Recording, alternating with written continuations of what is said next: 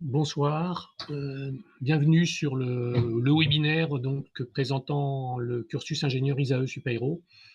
Donc je suis Michel Salin, je suis responsable de la formation ingénieur généraliste. Je suis en ligne avec vous, avec Gabriel, qui est élève en première année, donc à qui je vais laisser la parole 2 minutes pour qu'il se présente. Voilà, bonjour à tous, moi je m'appelle Gabriel, donc je viens de finir ma première année à Supaéro. Euh, et puis donc je viens d'une prépa à Lyon en psy, voilà. OK, merci. Donc, j'essaie de vous présenter quelques éléments de la formation Supaéro. Alors peut-être le premier point important, parce que ça correspond aussi à des questions que certains d'entre vous ont envoyées sur le questionnaire pour le webinaire. La formation d'ingénieur Supaéro, c'est une formation généraliste, mais qui s'appuie sur un domaine de pointe. C'est-à-dire que je pense qu'on peut prétendre à juste titre, c'est que si vous êtes capable de concevoir un système comme un avion, comme un satellite, vous êtes capable de concevoir à peu près n'importe quoi. Et en ce sens-là, je pense qu'on peut dire que la formation est réellement généraliste. Même si, effectivement, beaucoup d'exemples, beaucoup de filières, beaucoup de cours peuvent être liés au domaine aéronautique et spatial. En pratique, d'ailleurs, on constate qu'à peu près la moitié des étudiants qui intègrent Supaéro viennent pour le côté aéronautique et spatial, et l'autre moitié pour d'autres raisons, simplement le rang de l'école, par exemple, son prestige ou autre. Alors, je vais peut-être vous présenter donc quelques éléments de cette formation. Alors, la formation, donc, pour, je dirais, garantir ce côté généraliste, s'appuie sur ce qu'on appelle un tronc commun scientifique, comme beaucoup d'autres écoles d'ingénieurs. Donc, ce tronc commun scientifique, on retrouve des grands enseignements que vous avez déjà rencontrés en classe prépa, qui sont, je dirais, les déclinaisons du cours qui s'appelle souvent physique en prépa, mais qui contient en fait de la mécanique, de l'électronique, de la mécanique des fluides ou autre. Donc, on retrouve ces cours-là. On retrouve un cours d'informatique, on retrouve un cours de physique fondamentale, on trouve des cours autour des mathématiques appliquées ou des signaux et systèmes. De l'autre côté de la formation, donc ça, ce serait plutôt première et deuxième année.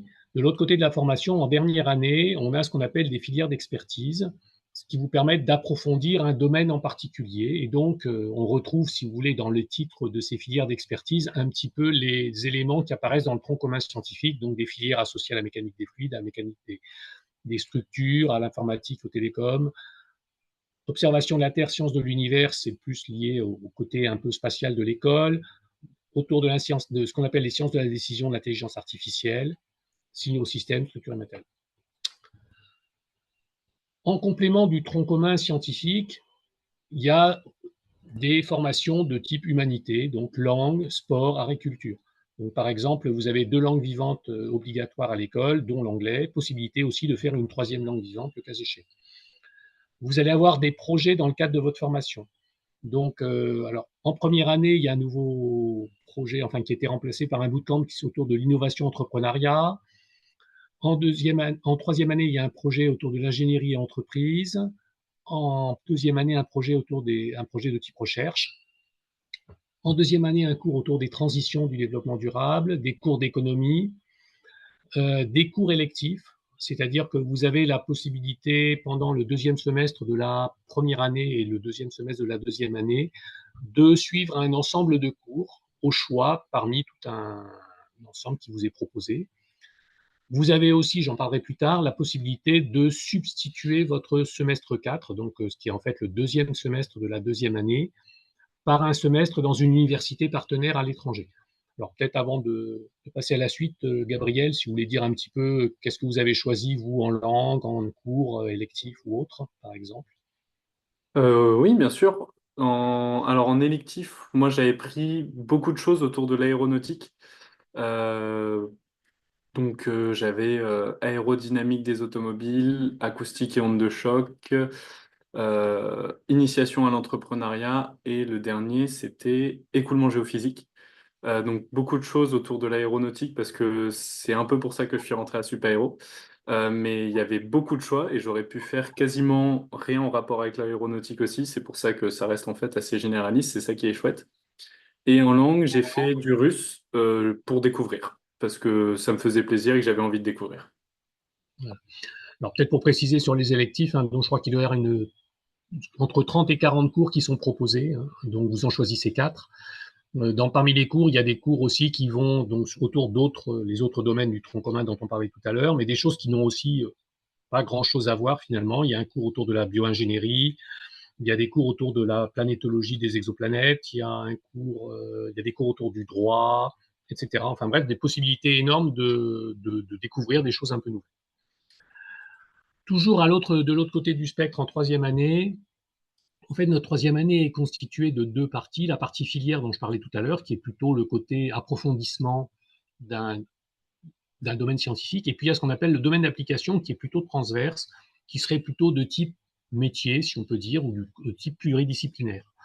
Donc en fait, ce qu'on rencontre chez nous en troisième année, c'est les domaines qui sont là, c'est-à-dire des domaines autour des aéronefs ou des systèmes spatiaux, autour des drones, des robots, de l'énergie, du transport, et puis aussi deux domaines un peu particuliers, l'un autour de la neuroergonomie de l'intelligence artificielle et un autre un petit peu autour des mathématiques appliquées, pour ceux que ça intéresse. Voilà. Et donc, en fait, le fonctionnement de la troisième année, c'est que vous choisissez un domaine et une filière, et tous les couples sont possibles. En plus de ces enseignements, donc vous avez la possibilité aussi au cours de votre formation de rajouter quelques éléments complémentaires. Alors ces éléments complémentaires, c'est pour ceux qui s'intéresseraient au fait de faire possiblement une thèse après l'école. Eh bien, la troisième année est en général reliée à des masters recherche. Donc certaines filières vous permettent de suivre en parallèle un master recherche. Par exemple, la filière observation de la Terre, sciences de l'univers est connectée au master astrophysique, sciences de l'espace et planétologie. Pour vous donner quelques exemples. Vous avez la possibilité également de faire des certificats. Ça vous permet de suivre des cours supplémentaires qui retardent un petit peu votre stage de fin d'études, qui vous permettent donc d'aller un peu plus loin donc en ingénierie des affaires, en ingénierie environnementale ou autre. Et enfin, vous avez au cours de votre scolarité différents stages. Donc en première année, un stage ouvrier qui dure 4 semaines. En deuxième année, un stage de recherche qui dure à peu près 2 mois. Et en troisième année, le stage de fin d'études qui dure 5 à 6 mois à peu près. Par ailleurs, donc je vous disais tout à l'heure, il y a la possibilité pour fixer le cadre plus exactement, la commission du titre d'ingénieur qui délivre donc qui supervise la délivrance des diplômes d'ingénieur impose que tout étudiant d'une école d'ingénieurs française passe au moins 16 semaines à l'étranger dans le cadre de sa scolarité. Alors, en gros, vous n'avez rarement eu l'occasion de faire cette expérience à l'international en classe préparatoire, parce que vous aviez autre chose à faire. Donc, cette expérience à l'international, en général, elle se reporte dans les écoles d'ingénieurs, comme la nôtre. Et donc, en pratique, ce qui a été proposé chez nous, c'est que vous puissiez substituer un semestre de la formation par un semestre à l'étranger. La plupart de nos élèves le font sur le semestre 4. Donc, pour vous donner une petite idée, cette année, il y a vous êtes à peu près 200 à rentrer en première année, la plupart issus du concours, et il y en a, je crois, à peu près 170 qui ne font pas le semestre 4 à l'école et qui le font à l'extérieur, dans différentes universités en Europe ou dans le monde. Actuellement, l'Amérique du Sud, par exemple, a pas mal la côte, pour vous dire un petit peu que ça va un peu partout. Vous avez aussi la possibilité de faire des doubles diplômes. Alors, double diplôme, c'est un engagement un peu plus important que la substitution. La substitution, c'est juste, vous avez remplacé un semestre de super-héros par un semestre ailleurs, mais votre diplôme, c'est le diplôme de super-héros, point barre. Vous avez la possibilité de faire un double diplôme, c'est-à-dire que vous aurez le diplôme de super-héros et le diplôme de l'autre institution. Alors, ces doubles diplômes peuvent être faits en France ou à l'étranger, alors soit dans des formations qu'on pourrait qualifier de complémentaires. Nous avons des accords avec Sciences Po, donc un certain nombre d'étudiants, une dizaine à peu près tous les ans, vont passer une année à Sciences Po pour suivre une formation donc complètement différente de ce qu'on fait à Super-Héros. Ils reviennent faire leur troisième année chez nous. Certains vont faire des formations en économie à Toulouse School of Economics, à HEC ou autre. On a des accords aussi avec l'Université de Paris-Saclay. Il y a certains étudiants, par exemple, qui aiment beaucoup tout ce qui est astrophysique, qui trouvent qu'il n'y en a pas assez à l'école et qui donc décident de faire des formations un peu complémentaires de type double diplôme de ce genre-là, avec l'école de physique-chimie industrielle de Paris et le SPCI, et aussi avec des formations à l'étranger.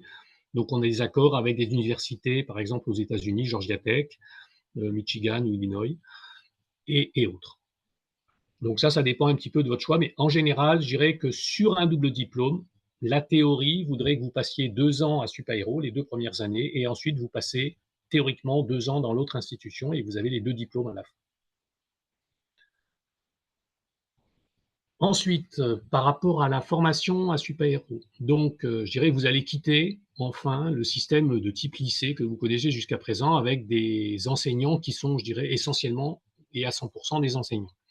Ici, les enseignants sont des enseignants-chercheurs et il y a des départements d'enseignement et de recherche. C'est-à-dire que nous avons sur le site un certain nombre de… les enseignants font de la recherche, développent de nouvelles idées et donc on a beaucoup de moyens. On a une soufflerie aéroacoustique, on a des avions, on a des salles blanches, on a une volière pour des drones, etc. Donc là aussi, ça permet, pour ceux que ça intéresse, d'aller plus loin dans le domaine de la recherche, par exemple, que ce soit à l'école ou ailleurs. Comme c'est le cas dans de nombreuses écoles aussi, on voit que de plus en plus de jeunes de vos générations sont intéressés par éventuellement créer des startups. Donc là aussi, au niveau de l'école, on a installé un Fab Lab, un incubateur, un InnoSpace, et donc la possibilité pour ceux d'entre vous de commencer à vouloir créer une startup, c'est possible. Et donc on a des startups qui ont été créées maintenant par des anciens élèves de l'école. Alors je ne vais pas rentrer dans les détails, mais il y a quand même c'est quelque chose qui marche de plus en plus et donc au début, les startups peuvent être hébergées à l'école. Au niveau du cursus, donc maintenant, si on revient un petit peu plus sur le fonctionnement. Donc, je vous ai dit tout à l'heure, il y avait des cours de tronc commun. Le tronc commun, c'est le premier semestre de la première et de la deuxième année. Les cours électifs, c'est plutôt sur le deuxième semestre. Vous avez les modules qu'on appelle humanité, donc langue, art, culture et sport. Vous avez les cours autour de l'économie, de la gestion de projet. Le Career Pass, qui est un module qui a été mis en place pour vous aider à construire votre parcours. Parce qu'en fait, vous allez avoir de nombreux choix. Jusqu'à présent, je dirais, vous n'avez pas forcément eu tant que ça de choix. Vous étiez bons élèves, vous êtes retrouvés en classe prépa. En classe prépa, vous êtes retrouvés dans telle ou telle section en fonction de vos résultats, peut-être un peu de vos goûts, mais souvent plus de vos résultats. Vous allez passer des concours et vous allez vous retrouver dans une école qui, là aussi, peut être le fruit d'un choix. Par exemple, je sais que de nombreux élèves qui sont reçus à Supaéro sont reçus aussi à l'ENSTA ou à Centrale ou à Télécom et peuvent choisir de venir à Supaéro parce qu'ils sont intéressés par le côté aéronautique et spatial. Et puis il y en a d'autres, ils viennent là parce que cette école, elle est bien classée dans les écoles d'ingénieurs françaises et puis qu'ils viennent pour ça. Donc, en tout cas, vous avez finalement eu assez peu de possibilités de faire des choix et donc là, vous allez avoir cette possibilité qui vous est offerte à travers les cours électifs qui vous sont proposés, qui vous est offerte par le fait que vous pouvez rajouter une année supplémentaire à votre formation.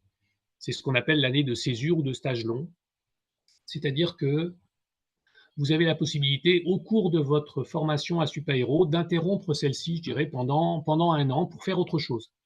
Alors tout à l'heure, on vous parlait un petit peu de double diplôme, mais ça peut être faire des formations qui n'ont rien à voir. Je crois qu'il y a eu il y a quelque temps un étudiant qui a fait une formation de CAP de pâtissier, par exemple. On peut dire que ce n'est pas vraiment dans le domaine de l'école. Il y a la possibilité aussi de faire des stages longs. Plusieurs d'entre vous peuvent se poser la question, est-ce que je travaillais dans un grand groupe? Est-ce que je travaillais dans une start-up? Est-ce que je travaillais dans la recherche? Est-ce que je travaillais dans l'ingénierie, dans la production? Une façon de voir, c'est peut-être de faire un stage dans ce type de domaine, dans des labos de recherche, dans des bureaux d'études et de recherche, dans une start-up, et vous rendre compte, est-ce qu'au bout de 6 mois, c'est vraiment ça qui vous plaît ou pas? Je dirais, même si la réponse est ça ne me plaît pas, au moins vous avez appris quelque chose et vous savez que c'est autre chose qu'il faut faire. En tout cas, faire des stages, c'est une possibilité pour vous de découvrir un petit peu mieux ce que vous souhaitez faire plus tard. Et donc, beaucoup d'étudiants utilisent cette année dite de césure ou de stage long pour découvrir un peu mieux ce qu'ils veulent faire. Il y a aussi la possibilité, dans le cadre de ce qu'on appelle au sens strict la césure, de faire une activité rémunérée pour ceux d'entre vous qui ont besoin, par exemple, de financer leurs études. C'est aussi l'occasion de faire du bénévolat ou du volontariat. C'est l'occasion de faire des voyages. Je sais que dans les césures que font nos étudiants, il y en a beaucoup qui décident de faire un voyage. Alors, je crois que parmi les plus classiques, il y en a quelques-uns qui ont fait le tour d'Europe à vélo, d'autres qui ils vont par exemple faire une substitution académique du semestre 4 en Amérique du Sud et ils décident de rester en Amérique du Sud et de visiter le continent pendant 6 mois. Voilà. Ce sont des possibilités qui sont offertes dans le cadre d'une césure. Et puis après, vous arrivez en troisième année, en général, enfin je dirais en tout cas, l'écrasante majorité des étudiants qui rentrent en première année font l'école en 4 ans et donc reviennent ce qu'on appelle en troisième année, qu'eux appellent qu'à la quatrième année, pour faire donc le domaine d'application, la filière d'expertise, le projet de troisième année et le stage de fin d'études. Si vous faites un double diplôme, que je vous le disais tout à l'heure, vous ferez les 2 premières années à l'école et ensuite césure et troisième année. Je ne sais pas, Gabriel, si vous avez des choses à dire par rapport à ça ou au choix auquel vous pensez éventuellement. Euh, bon, j'ai pas énormément à rajouter, mais c'est vrai que d'un point de vue étudiant, moi, c'est un truc qui m'avait beaucoup marqué et auquel vous allez, enfin, que j'espère vous allez apprécier, c'est qu'on passe d'un environnement en prépa où vraiment on a une voie qui est très tracée à les écoles supérieures et super-héros en particulier, c'est ce que je connais, où vraiment on a plein de choix. Et c'est assez chouette. Vous allez avoir du choix dans le cursus, comme l'expliquait Monsieur Salin, dans vos clubs, dans vos voyages, dans comment vous organisez vos cours, etc. C'est très chouette. Mais voilà. Ouais. Et donc, pour revenir là-dessus, c'est effectivement le Carrière Pass, il est là un peu pour vous aider aussi à ça, c'est-à-dire bon, trouver des stages, mais aussi trouver votre voie dans tout ça. Parce que finalement, vous avez quand même beaucoup de chance, hein, quand vous allez sortir de l'école, vous allez faire partie de ceux qui peuvent choisir leur travail, finalement, quand même, soyons clairs. Et donc, c'est important que vous choisissiez, je dirais, au mieux ce qui va vraiment vous intéresser. Qu'est-ce que vous voulez faire? Parce que après, quand vous allez vouloir partir, enfin la retraite, je ne sais pas à quel âge ça va arriver pour vous, mais autant se faire plaisir quand on travaille plus tard. Alors, ensuite, pour vous donner une petite idée donc de ce que font des élèves qui travaillent en sortant de l'école, voilà, pour vous donner. Donc, les grands groupes industriels, les grandes entreprises, c'est un peu plus de la moitié des étudiants, mais sinon, de plus en plus de gens travaillent dans les petites structures. Hein, ça, c'est quelque chose qui est historiquement enfin, qui augmente de plus en plus. Vous avez une quinzaine de pourcents d'étudiants qui continuent en thèse ou 6% dans d'autres formations, etc. La plupart trouvent leur premier emploi avant la diplomation, il n'y a aucun problème. Quant au domaine d'activité, on retrouve le domaine aéronautique et spatial ou défense, bien sûr, mais en fait, tous les domaines quasiment se retrouvent à la sortie de l'école, ce qui correspond bien au caractère généraliste de la formation. C'est-à-dire, je vous disais tout à l'heure, il y a à peu près la moitié des étudiants qui sont intéressés par ce domaine-là en rentrant dans l'école. En gros, la moitié travaille dans ce domaine-là en sortant. C'est pas sûr que ce soit les mêmes 50%. Pour vous donner une petite idée très très succincte de ce qui peut être fait, voilà, des étudiants qui sont passés par l'école, qui ont fait différentes filières, qui ont, je dirais, au cours de leur scolarité, fait des passages dans des labos de type CEA, des labos à l'étranger ou en France, qui ont participé à un certain nombre d'activités étudiantes. Par exemple, il y a ce qu'on appelle Air Expo, qui est organisé par les étudiants de Super-Héros et de l'ENAC. C'est un des plus grands meetings aériens français qui doit regrouper, je crois, enfin, il y a à peu près 15 000 spectateurs qui viennent pendant un week-end de mai. Bon, voilà, c'est organisé entièrement par les étudiants. Il y a des clubs techniques, le club Excube, c'est des clubs autour du spatial. Voilà, Charlotte qui a participé à la JO, qui a participé, enfin qui a fait des groupes de sport, qui a fait un stage à la DGA, etc. Donc, pour vous donner une petite idée de la promotion, enfin des différentes promotions au cours de la formation, donc pour que vous sachiez à peu près, en première année, vous allez être à peu près 215 élèves. Enfin, cette année, ils sont à peu près 215. Vous êtes, pour la plupart d'entre vous, issus du concours commun Minpon. Et il y en a quelques-uns, une quinzaine, qui arrivent, qui sont des admis sur titre, qui viennent avec une licence, et donc qui sont avec vous en première année. En deuxième année, vous êtes rejoint par une centaine d'étudiants, donc environ 60 doubles diplômes internationaux. Donc les cours sont en français, mais donc, vous avez des étudiants internationaux qui viennent de différents pays d'Europe en général. Vous avez aussi des étudiants qui viennent d'autres écoles. Je vous ai dit tout à l'heure, nous avions des doubles diplômes avec l'ENS Paris-Saclay ou avec le SPCI. Eh bien, certains étudiants de ces écoles viennent chez nous en double diplôme, de la même façon qu'il y a des étudiants de Sciences Po ou d'HEC qui viennent en double diplôme à Supaéro. On a des admis sur titres nationaux ou internationaux de type Master 1 et des ingénieurs de l'ENSTA Bretagne qui sont des ingénieurs des études et techniques de l'armement, qui sont donc en fait des militaires. En troisième année, on a une vingtaine d'étudiants polytechniciens qui nous rejoignent et aussi ce qu'on appelle des auditeurs qui viennent suivre uniquement la troisième année ou des diplômes d'études supérieures qui refont toute la troisième année. Actuellement, je crois qu'il y a en gros une vingtaine de pourcents de filles dans la promotion et une vingtaine de pourcents d'élèves étrangers, toujours dans la promotion. Par contre, sur le campus, en dehors de la formation ingénieur généraliste dont on parle ce soir, vous avez en fait sur Supaéro deux autres formations, une formation d'ingénieur par apprentissage qui a à peu près 30 élèves par promotion, donc qui est aussi sur le campus, bon, c'est essentiellement des Français, et on a un Master of Aerospace Engineering qui a à peu près 150 étudiants par promo, donc 300 sur 2 ans, qui sont des élèves étrangers. C'est-à-dire que sur le campus, en fait, il y a énormément d'étudiants étrangers, donc des possibilités très intéressantes de faire des belles rencontres. Le campus, c'est un campus qui est situé en fait au sud de Toulouse, dans la zone du campus scientifique de Rangueil. On est à côté de l'université scientifique de Toulouse qui s'appelle l'université de Paul Sabatier. Il y a le métro qui est assez proche. Le centre-ville, on y est en 20 minutes en vélo à peu près. Enfin, en tout cas, moi, c'est le temps que je mets. Je pense que vous irez plus vite, vous êtes plus jeune. Il y a dans le campus une piscine, un gymnase, des murs d'escalade, un squash, des cours de tennis, de foot, de rugby. Enfin voilà, il y a de quoi faire du sport. Il y a une résidence étudiante de 900 chambres, donc c'est-à-dire que normalement, quand vous arrivez en première année, vous avez la possibilité d'avoir une chambre dans cette résidence. Après, l'expérience montre que la plupart des étudiants en deuxième et troisième année, en fait, préfèrent prendre des colocations plus près du centre-ville pour profiter, je dirais, de la ville de Toulouse. Mais ce n'est pas une obligation, vous pouvez rester sur le campus. Et donc, Toulouse, c'est une des plus grandes villes étudiantes françaises. En tout cas, si on fait le ratio nombre d'étudiants sur nombre d'habitants, je crois que c'est même la première. Et donc, c'est aussi la capitale européenne de l'aéronautique et du spatial. Quant au campus, donc, il a été entièrement rénové ces dernières années. Donc, il y a la possibilité de passer le brevet de pilote, donc avec une flotte d'avions. Il y a donc une piscine. Il y a une aérotech qui s'appelle Learning Center qui a été faite récemment. Donc, tout a été renouvelé. Plein de clubs étudiants. Donc là, je vais peut-être laisser Gabriel intervenir sur les clubs, peut-être ce qu'il fait, ce qu'il a vu, ce qu'il connaît. Je vais essayer de ne pas prendre trop longtemps parce que je pourrais en Ah parler non, des heures. C'est ce qui est assez chouette. Comme je le disais, il y a plein de choix. Donc tout ça, c'est une histoire de choix. Pour vous donner un ordre d'idée, je dors moins qu'en prépa et pourtant je bossais en prépa parce que en fait, je me suis investi dans plein de clubs, ce qui est assez génial.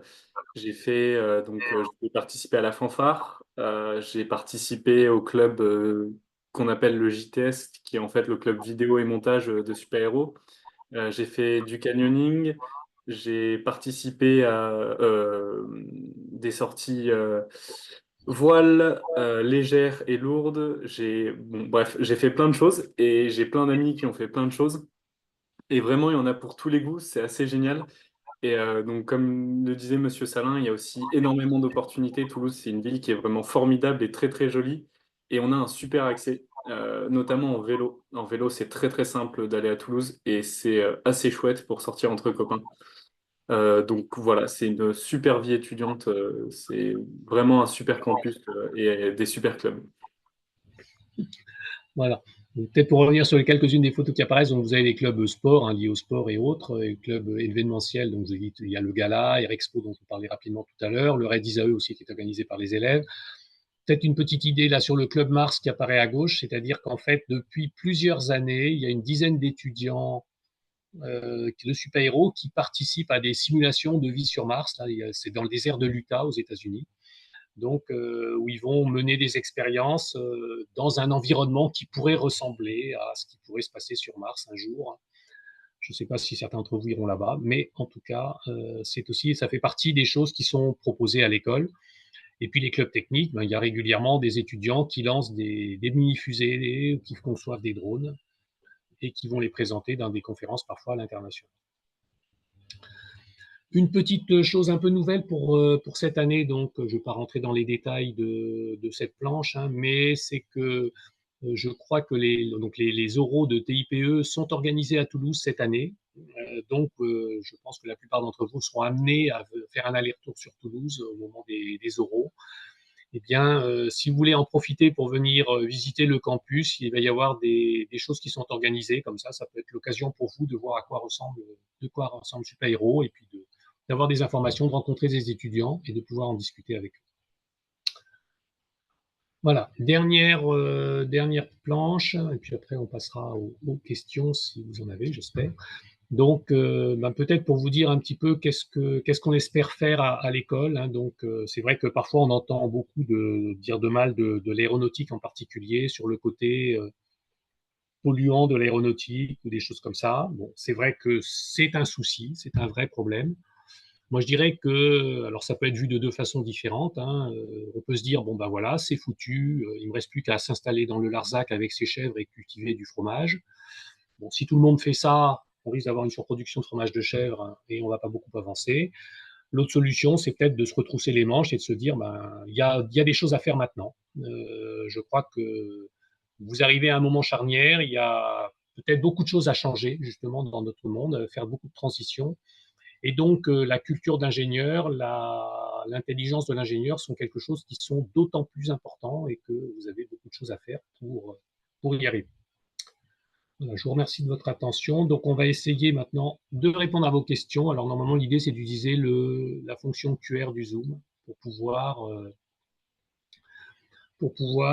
répondre. Donc, moi, je vais avoir des questions qui apparaissent. Je vais essayer d'y répondre au fur et à mesure avec Gabriel en fonction des questions posées. Donc, il y a une première question qui apparaissait, bon, assez classique, hein. Est-on obligé d'être passionné par l'aéronautique et le spatial pour rejoindre l'ISAE Super-Héros? Je pense que la réponse est non. Non. Voilà, je pense qu'il n'y a pas de problème. Beaucoup de cours, effectivement, tournent autour de ces domaines-là. Si vous êtes intéressé, passionné, vous pouvez y aller. Si vous n'êtes pas intéressé, vous n'êtes pas passionné, je crois que vous pouvez suivre des cours qui ne sont pas vraiment en lien avec l'aéronautique et le spatial. Il n'y a aucun problème là-dessus. Je ne sais pas si Gabriel voulait rajouter quelque chose. Non, moi je suis rentré parce que j'étais passionné par ça, mais j'ai eu une période, je suis rentré en prépa pour aller à Super Héros parce que j'adorais tout ce qui était avion et fusée. Et puis en prépa, j'ai découvert les vraies sciences, donc j'étais un peu moins sûr, je voulais un peu tout faire. Et en fait, Super Héros, c'était pour moi le bon compromis pour pouvoir tout faire et en même temps un peu d'avion si je voulais. Donc ça a bien marché. Et franchement, une fois rentré, j'observe que si j'avais voulu faire complètement autre chose, on a des super profs, des super chercheurs et des super installations qui permettent de faire un petit peu ce qu'on a envie, évidemment avec un accent sur l'aéronautique et l'aérospatiale. Mais ça consiste en fait essentiellement sur les exemples qu'on prend en cours. Par exemple, on ne va pas étudier dans la mécanique du solide, on n'étudie pas forcément un pont, mais plutôt une aile d'avion, etc. Mais du coup, le cours reste suffisamment général pour être appliqué à peu près à n'importe quel domaine. Et c'est ça qui fait qu'en fait, on peut faire un peu ce qu'on veut. Et dans les cours électifs après aussi. Voilà. Pour donner peut-être quelques exemples supplémentaires, je sais qu'il y a quelques étudiants, parce que c'est des trucs qui font un peu plus rêver que d'autres, qui ont été dans la F1, la Formule 1, Mm. après à la sortie de l'école. Donc très intéressés par l'automobile, en fait, pas du tout l'aéronautique, et qui ont réussi à décrocher des fonctions d'ingénieur des écuries de Formule 1. Mm. Et puis cette Il y a année, d'autres. il y a même un club Formule 1 qui s'est créé, qui développe une Formule 1 en conception assistée par ordinateur. Voilà. Donc, pour vous dire, voilà, il y a plein de choses. Alors, y a-t-il une concurrence entre les élèves pour accéder à certains cours très demandés? C'est une bonne question. Alors, je dirais que sur les cours électifs, de toute façon, on essaie de choisir, enfin, on essaie d'adapter au mieux. Alors, certains cours, effectivement, sont plus demandés que d'autres. Donc, on est obligé de faire des choix. Dans notre procédure de tri, on essaye de satisfaire au mieux les étudiants.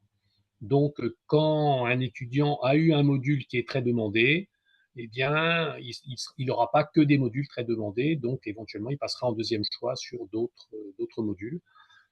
Bon, ça, on ne peut pas tellement y échapper, malheureusement. Je dirais l'un des endroits où on a un petit peu, enfin, on a pour l'instant un problème, c'est sur certaines filières de troisième année. La filière dynamique des fluides reste une filière qui attire énormément. De même que la filière observation de la Terre, sciences de l'univers. Donc, on essaye de faire au mieux. En l'occurrence, sur la filière dynamique des fluides, je crois que d'ici un an, enfin pas la rentrée prochaine, mais la rentrée suivante, ils vont essayer d'augmenter les effectifs de personnes accueillies dans cette filière. L'idée reste quand même d'essayer de faire que vous ayez votre premier choix à chaque fois. Maintenant, voilà. Une autre question que je vois, donc, comment est reconnu le diplôme par rapport à des écoles parisiennes du type Pont, ENSTA ou Centrale? Je ne sais pas quoi dire, enfin, exactement par rapport à ça. Il me semble que par rapport au classement communément comment dire, reconnu dans la première école, ce serait Polytechnique, puis ensuite ce serait, je crois, les mines ou Centrale Supélec, je ne sais pas très bien lequel est avant l'autre, je pense que les deux se valent d'ailleurs.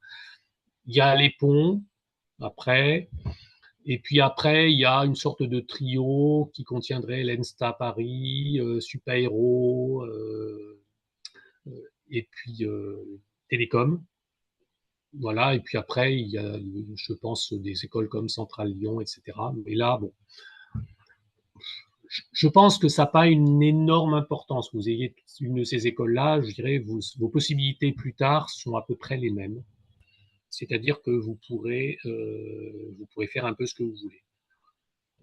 Alors, c'est vrai que si votre motivation, c'est l'aéronautique et le spatial, comme notre école est connotée comme ça, si vous voulez travailler chez Dassault ou chez Airbus, je pense que ça peut aider par rapport à quelqu'un qui viendrait des ponts. Ça ne paraît pas absurde. Maintenant, c'est pas ça qui fera la différence non plus. Donc, voilà, je ne pense pas qu'on puisse clairement dire il y en a une qui est vraiment au-dessus des autres. Et je sais, pour en avoir discuté avec certains élèves, qui m'avaient dit qu'ils ont choisi de venir à la Supaéro plutôt qu'à Centrale, parce que justement, ils voulaient travailler autour du spatial et que Supaéro leur plaisait plus. Bon, il y a d'autres, je dirais, d'autres élèves aussi qui disent que, et je crois que ça c'est une constante des écoles du concours Mine-Pont, qu'on fait plus de sciences que dans les écoles de type central, qui seraient plus orientées management ou des choses comme ça. Bon, je n'ai pas d'informations particulières là-dessus. Enfin, en tout cas, c'est un avis qu'auraient certains étudiants. Le fait est que je pense qu'en tout cas à Supaéro, on essaie de continuer à faire des sciences. Donc, y a-t-il des bourses pour les frais de scolarité? Alors, la réponse est oui. Enfin, c'est-à-dire qu'il y a, enfin, en tout cas, on reconnaît les bourses Crous, même si l'école dépend du ministère des Armées. À partir du moment où vous êtes boursier du Crous, vous êtes au même niveau de bourse sur Supaéro. Donc, par exemple, si vous êtes boursier, vous ne payez pas de frais de scolarité à Supaéro. Là où c'est plus compliqué, c'est pour les étudiants qui ne sont pas français, parce que je crois qu'ils ne bénéficient pas forcément des bourses Crous. Et dans ce cas-là, ils ne bénéficient pas non plus des bourses. Maintenant, on a un certain nombre de bourses qui existent, qui sont proposées par le GIFAS, le groupe des ingénieurs français de l'aéronautique et du spatial. On a un certain nombre de chaires avec des organisations, enfin des entreprises comme Thales, comme Airbus, qui proposent des bourses qu'on essaye de distribuer aux étudiants qui ne pourraient pas bénéficier d'aide par ailleurs. Mais bon, voilà, on n'a pas forcément autant de bourses qu'il y aurait d'étudiants qui en ont besoin. Et puis à la fondation aussi, Isae Supaéro, qui peut aider les étudiants qui en ont besoin également. Des bourses sportives, alors ça, je n'ai pas entendu parler. C'est une question qui m'est posée, là, je ne sais pas. Alors, il dit, il y a moins de place pour la filière PC que pour les autres sur le CCNP. Oui, alors là, le fait est que, enfin, Je peux peut-être vous aider là-dessus. ouais, Le problème de la filière PC, c'est qu'il va lui manquer des sciences de l'ingénieur. qui vont être moins développées que dans les filières PSI et MP, euh, SI et même MP option info. Il y en a quand même un petit peu plus. C'est principalement ce qui va les ralentir. Donc c'est pour ça qu'il y en a moins. Maintenant, moi j'ai des amis qui étaient en PC, avec qui j'ai passé l'année. Euh, c'est un retard qui se rattrape très très vite. En fait, il faut comprendre que en prépa, vous avez acquis une capacité de travail plus que des connaissances, parce que vous allez, dans les écoles d'ingé, vous allez passer à des connaissances d'ingénieur, donc qui sont plus forcément les mêmes que de la prépa. On vous demande plus de savoir par cœur, mais on vous demande de savoir faire, ce qui est différent. Et vous avez acquis la capacité d'apprendre. Et ça, c'est ce qui en fait permet à des PC de rattraper très très vite. Donc, il y a moins de place, je pense, parce que effectivement, le programme est peut-être un petit peu moins adapté. Mais pour ceux qui arriveront de PC, il ne faut pas s'inquiéter. Vous allez vite vous rattraper. Et dans les PC et les BE, donc ce qu'on appelle les petites classes et les bureaux d'études, c'est des choses qu'on fait en groupe, des travaux qu'on fait en groupe, des exercices. Et en général, on essaye de combiner quelqu'un qui vient de PC avec quelqu'un qui vient d'une autre filière. Et comme ça, les connaissances, elles sont complémentaires et on rattrape vite le retard. Parce que à l'inverse, quelqu'un de PC va être très très fort et très en avance sur tout ce qui est physique fondamentale. Merci. Donc effectivement, voilà, c'est vrai que par rapport à nos objectifs, c'est vrai que les filières type MP ou PSI sont plus dans la, je dirais, dans la lignée de ce qu'on attend à l'école. C'est vrai qu'il n'y a par exemple pas du tout de cours de chimie dans le cadre de la formation. Donc c'est vrai que certaines choses qui ont été faites en PC sont moins présentes. Maintenant, vous avez tous le même diplôme super-héros à la sortie de l'école, hein, c'est-à-dire quelle que soit votre filière d'entrée, vous aurez le même diplôme à la sortie. Donc, je dirais, il n'y a pas de distinguo. Et effectivement, comme le disait Gabriel, globalement, tout le monde s'en sort. Je ne dis pas, bien sûr, certains ont plus de difficultés ou plus de facilité en fonction des domaines, mais pour peu que vous soyez sérieux, vous y arrivez.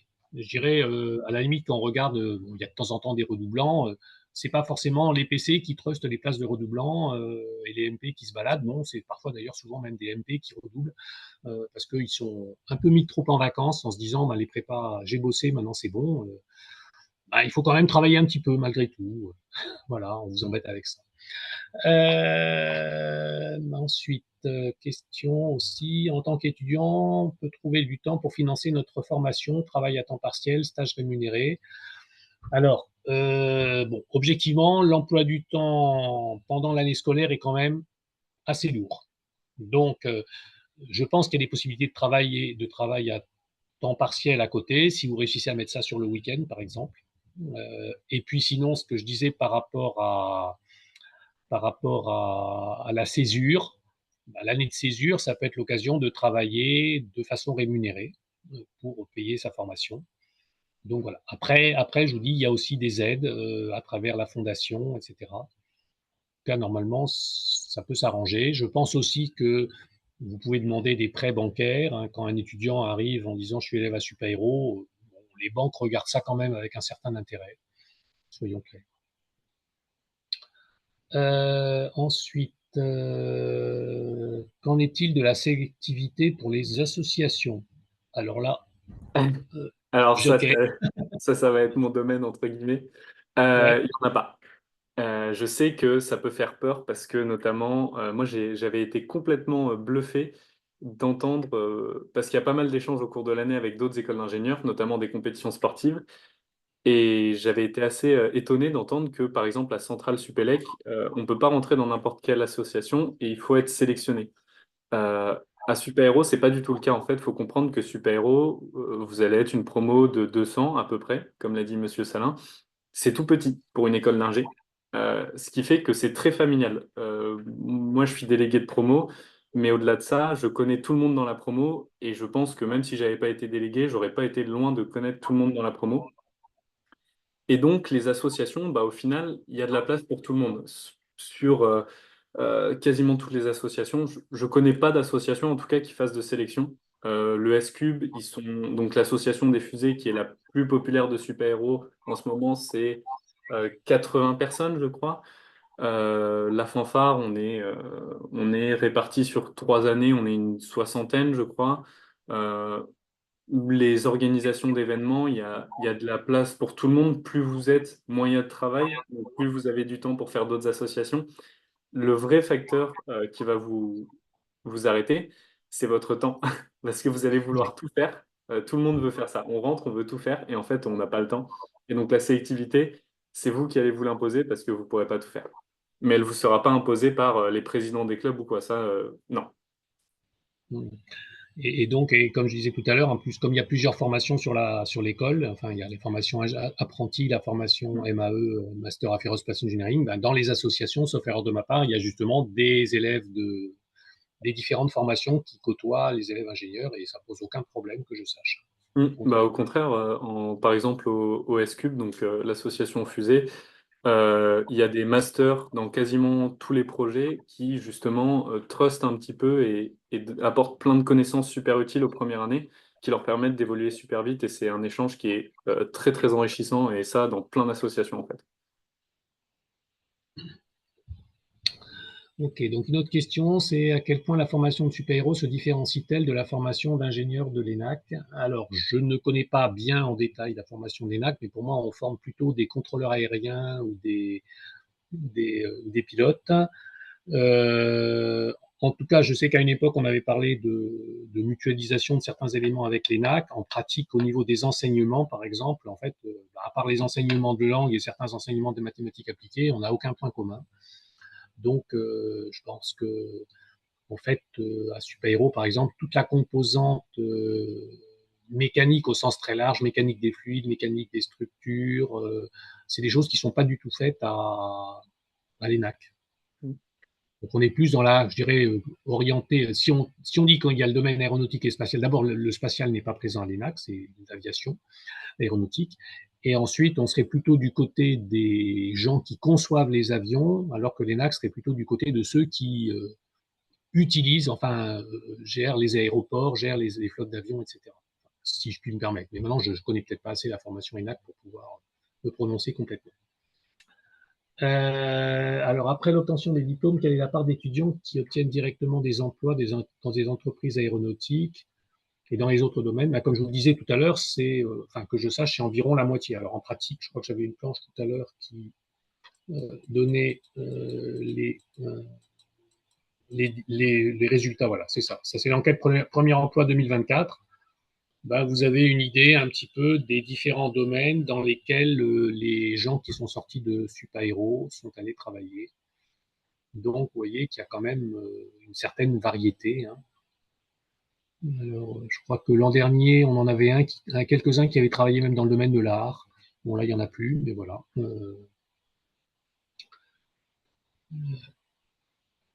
Alors là, est-ce que je connais et que je peux communiquer le rang et le nombre de points du dernier admis? La réponse est non.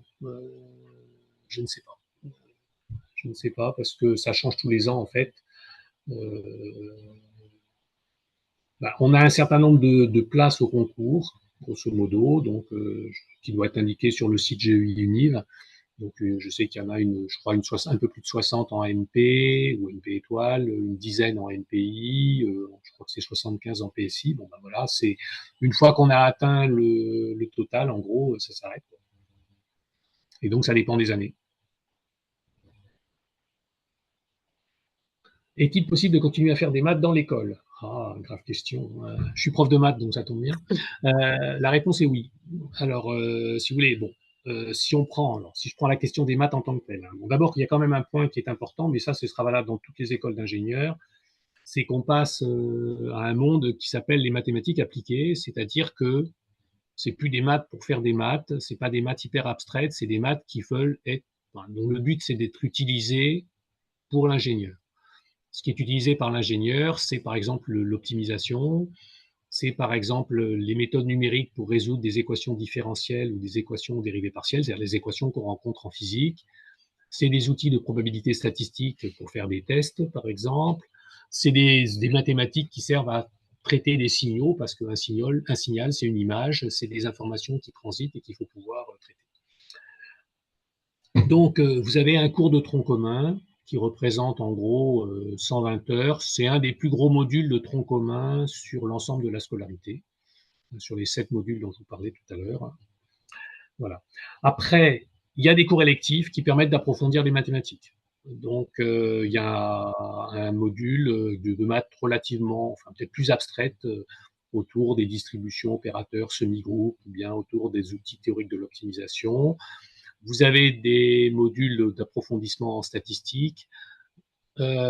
Ensuite, en troisième année, vous avez donc le domaine qu'on appelle modélisation des systèmes complexes et simulation, qui est très orienté mathématiques appliquées aussi, autour de l'optimisation, de la résolution numérique des équations dérivées partielles ou des probabilités statistiques. Et vous avez une filière qui s'appelle sciences des données et de la décision, qui est autour de tout ce qui est finalement intelligence artificielle, réseau de neurones, apprentissage, enfin apprentissage profond, deep learning, etc. Voilà. Donc, effectivement, vous avez la possibilité de continuer à faire des maths à l'école. Et puis ceux qui ne veulent pas en faire, eh bien, il y a le tronc commun et puis c'est terminé. Je vous rassure aussi, hein, parce qu'il y en a certains qui ne veulent plus en faire. Est-ce qu'il y a une sélection pour les doubles diplômes ou les substitutions à l'étranger? Alors, la réponse est oui. Alors, avec différents niveaux de réponse. Alors, d'abord, concernant les doubles diplômes, en général, la sélection est liée à l'établissement qui reçoit l'étudiant. C'est-à-dire que des universités, alors on a parfois des places réservées. Par exemple, je crois qu'à Georgia Tech, on a en gros 2 places réservées. Si on a 2 étudiants de chez nous qui veulent y aller, a priori, c'est bon, ils pourront y aller. Si on a plus de 2, bah, ça peut devenir problématique, voilà, parce qu'il n'y a pas forcément plus de place. Certaines universités américaines, Sciences Po ou HEC, par exemple, sélectionnent parmi les étudiants de chez nous qui se présentent. C'est-à-dire que nous, on dit, OK, vous avez le droit de vous présenter. Par exemple, Sciences Po, je crois, peut accueillir jusqu'à 14 étudiants. Donc, si il y a moins de 14 étudiants de chez nous qui veulent candidater à Sciences Po, ben, on les laisse candidater, il n'y a aucun problème. Par contre, Sciences Po fera le tri parmi eux et peut décider qui ils acceptent, qui ils refusent. C'est comme ça. Donc, voilà. Et pour les universités, certaines universités à l'international, c'est pareil. Et puis après, pour les substitutions à l'étranger, alors là où ça devient plus compliqué, c'est qu'effectivement, on a, enfin en gros, tous les étudiants peuvent partir substituer leur S4, leur semestre 4 à l'étranger. Maintenant, on a un certain nombre de places sur chaque endroit. Je dirais, telle université, on aura 3 places. Donc, s'il y a moins de 3 volontaires pour cette université-là, ben, ils iront. S'il y a 5 volontaires alors qu'il n'y a que 3 places, ben, il n'y en a que 3 qui pourront partir, donc il faudra faire de la sélection. Et donc là, ben, la sélection, c'est vrai qu'un des éléments qu'on utilise, ça peut être une notion de classement, c'est les résultats que vous avez au cours de votre scolarité à l'école. Mais là, je dirais, c'est parce qu'on est un peu coincé maintenant. C'est peut-être pas le mieux. D'ailleurs, on réfléchit à une façon de faire qui serait peut-être un peu plus ouverte parce que c'est désagréable de se dire que le classement est un élément vraiment important. Notre objectif, c'est pas de dire il faut travailler pour un classement, quoi. En tout cas, c'est ce qu'on essaye d'éviter. Mais bon, je dis pas qu'on y arrive forcément. Je sais pas, Gabriel, si vous avez quelque chose à ajouter là-dessus pour ce que vous en avez vu ou entendu. Oui, tout dépend un peu de votre ambition, entre guillemets, et des choix que vous allez faire. Encore une fois, on revient toujours au choix. Mais il y a une notion de classement. Elle est là. Maintenant, ça va être à vous de voir à quel point vous voulez la considérer. Parce que il y a suffisamment de destinations, notamment pour les substitutions, pour que tout le monde y trouve son compte au final. Ce sera peut-être pas votre premier choix, mais vous trouverez un truc sympa. Il y a tellement de destinations et tellement d'endroits chouettes à visiter qu'il y a, enfin, il y a vraiment plein de destinations sympas. Donc au final, tout le monde y trouve son compte. Et ceux qui veulent vraiment quelque chose de très demandé et très particulier auront besoin de se soucier du classement.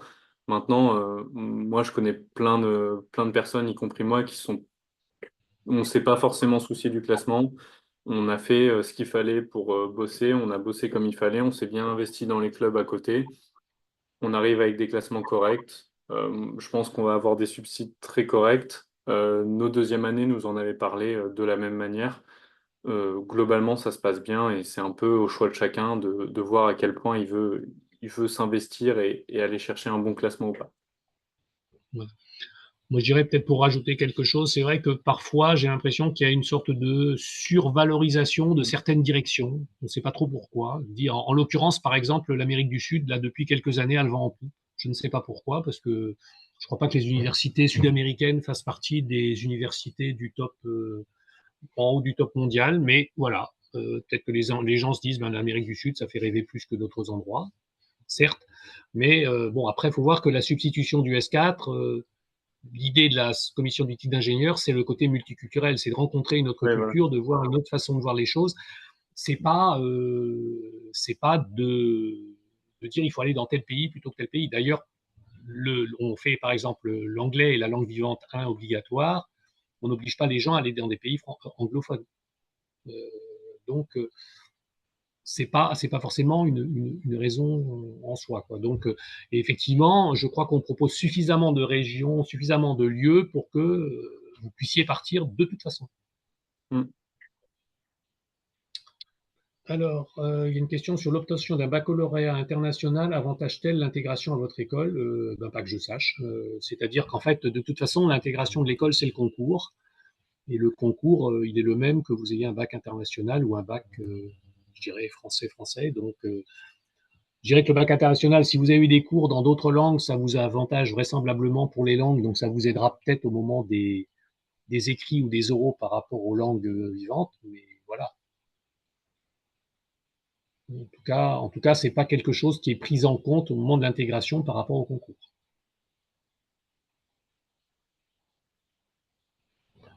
Avez-vous des doubles diplômes avec des écoles très portées sur la transition écologique? Alors là, j'avoue que je ne sais pas quoi répondre à cette question, parce que je ne sais pas ce que c'est qu'une école très portée sur la transition écologique.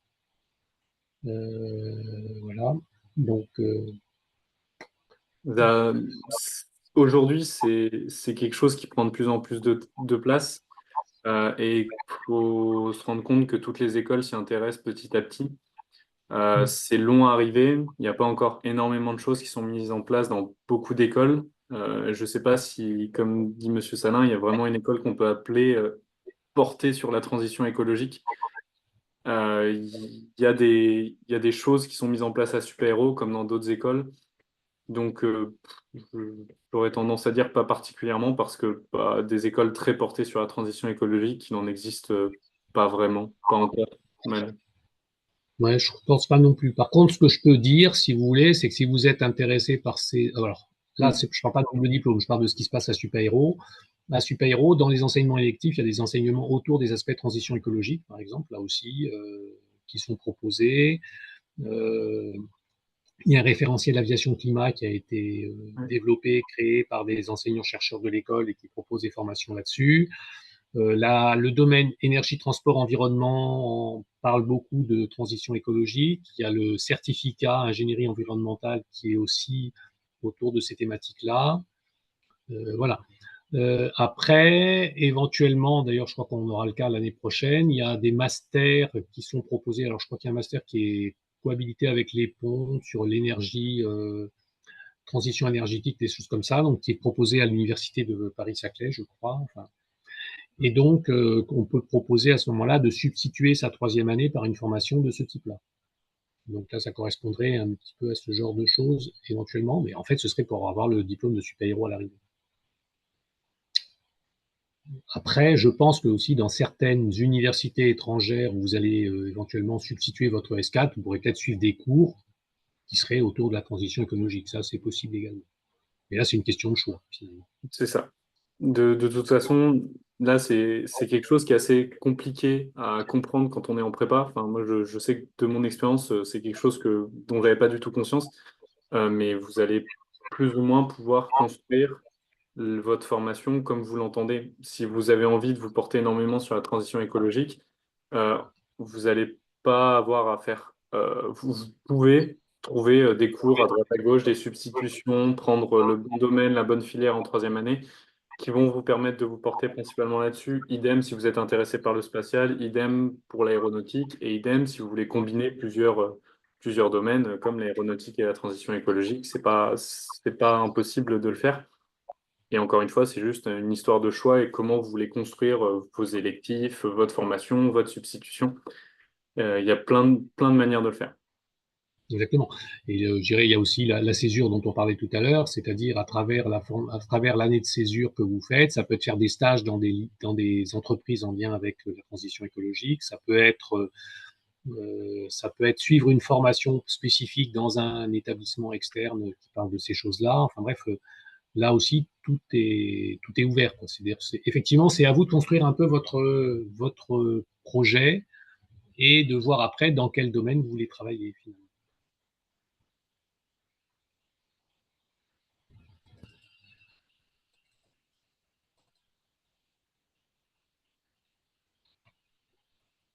Je ne sais pas s'il y a d'autres questions là, parce que je vois qu'il est presque. Hum,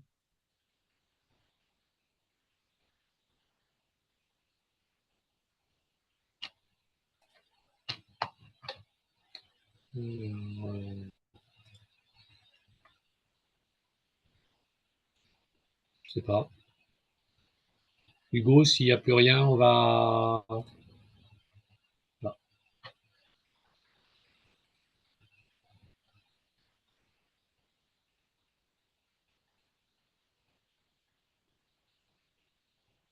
Oui. Je sais pas, est-ce que d'autres questions encore? Là.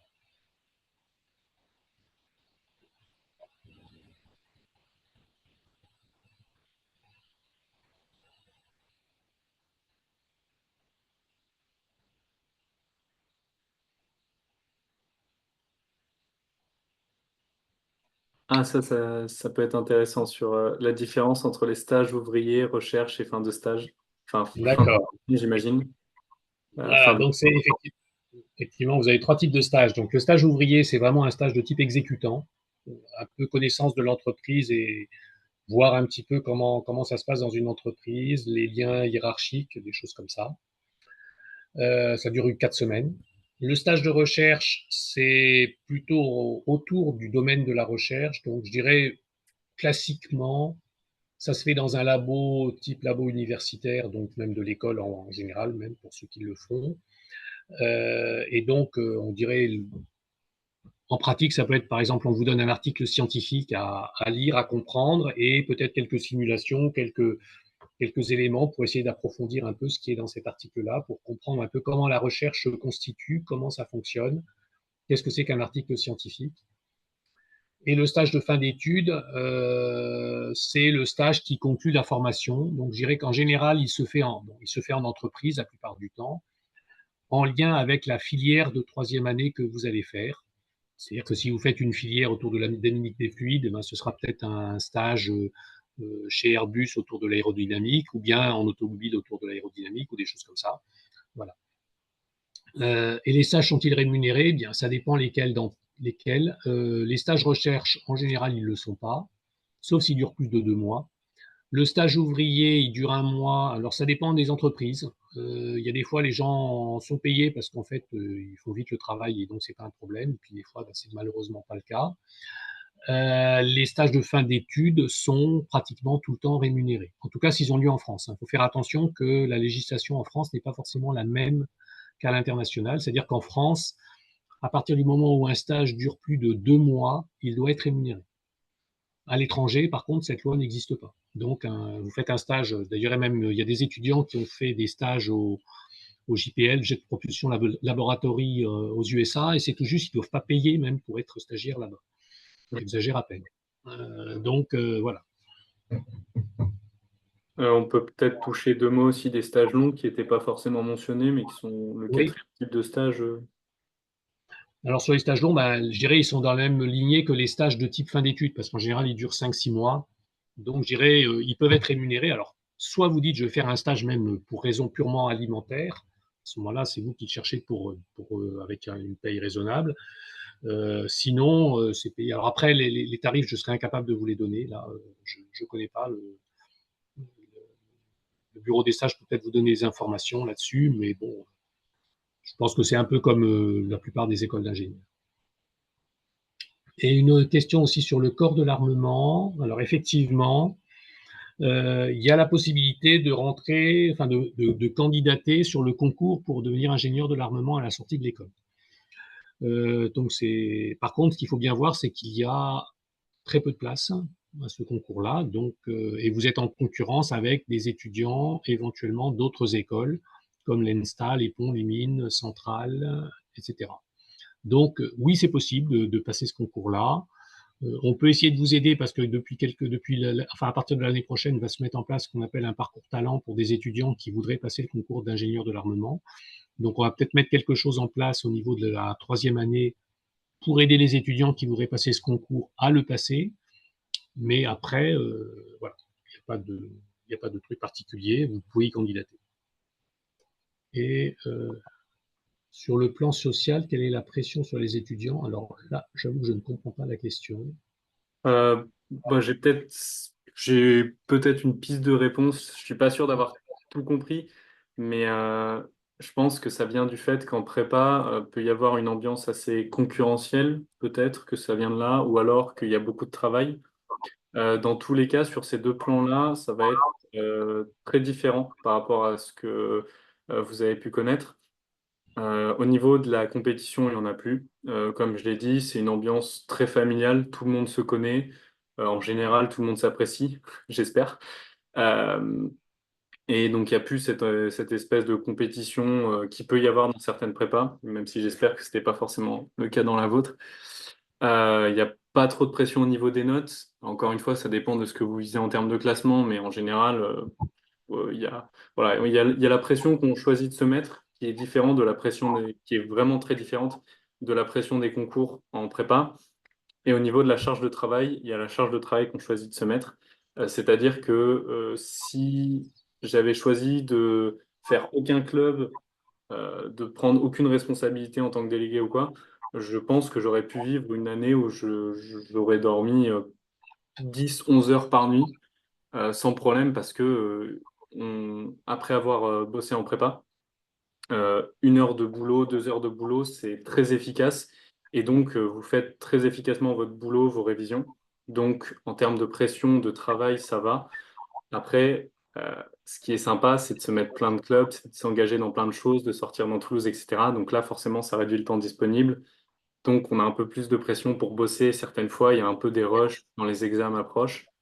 Voilà. Mais il y a encore une fois, c'est plus une pression qu'on choisit de se mettre qu'une pression qui est imposée par un cadre comme on a pu le vivre en prépa ou ce genre de choses. Ok, merci. Bon, moi, je crois on va conclure. Donc, merci à tous d'avoir assisté à ce webinaire. Merci à Hugo et David qui ont modéré le webinaire. Merci Gabriel pour votre participation.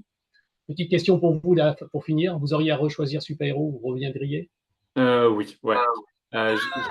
J'ai choisi super-héros. Je suis rentré en prépa en voulant super-héros. Je me suis posé des questions une fois que j'étais en prépa. J'ai quand même choisi super-héros et je suis bien content du choix que j'ai fait aujourd'hui. Je suis vraiment content de prix et de ce que je fais. Merci à tous. Bonne Merci, soirée. au Au revoir. revoir.